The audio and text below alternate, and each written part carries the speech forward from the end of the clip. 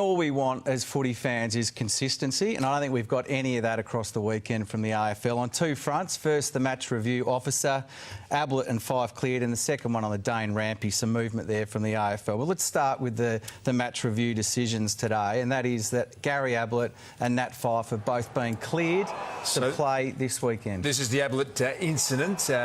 We know that in successive weeks he's had issues. What did you make of this one, Tim? Well, I didn't think that last week he deserved a week, and I think they got it right. I thought that this was very similar. You look at, there's a split screen with both incidents, despite what Chris Scott said post-game. I thought that they were similar. In fact, probably the week against Shield, the knock against Shield, was stronger. It was more forceful than the one at the weekend against Wright. But I think I was expecting that he'd get a fine.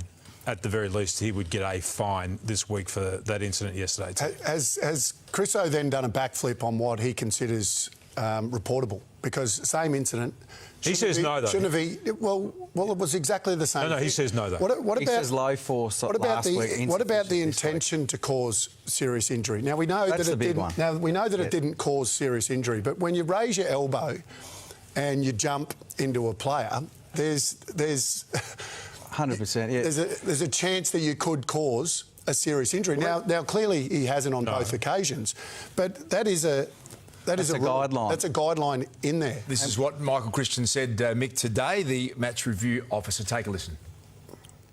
It was determined that the outcome was pretty much proportionate to the action, and as I said, there needs to be more than negligible force to constitute a reportable offence, and didn't think there was sufficient force in this particular case.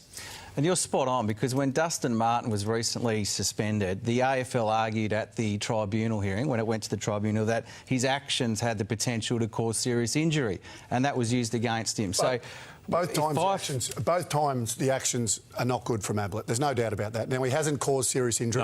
No. Am I glad? Do I think he deserved a week? I think he's probably skating on thin ice. He got off last week, hasn't been sent up. I think he should have at least been sent up and let him challenge it again. If you're going off what he got reported for the week before, am I glad that he... absolutely. Do you think this leaves fans of the game in a state of confusion? That's what I'm talking about, Tim. He had to at least be reported on that to be consistent, and then let him challenge it again, go to the tribunal and get let off again. You can live with the Ablett one, but the Fyfe one... I'm with you, Mick. I think Gary Ablett has a fair case. I don't think there was sufficient force. Now, this one, that is very hard to work out how Nat Fyfe has found himself without any penalty. Well, they say that Lynch got straight up, and so therefore, in the adjudication of this, when they break it down, they say, OK, it was insufficient force as well. Do we agree with that? No, no, you can tell that there was force behind the potential to cause serious what that is just very, very lucky. He is extremely lucky. We had a guy last year, Gaff, who didn't intentionally try to hit Brayshaw on the jaw. He was trying to hit him in the chest. He accidentally hit him on the jaw. He broke his jaw. He missed a grand final for that.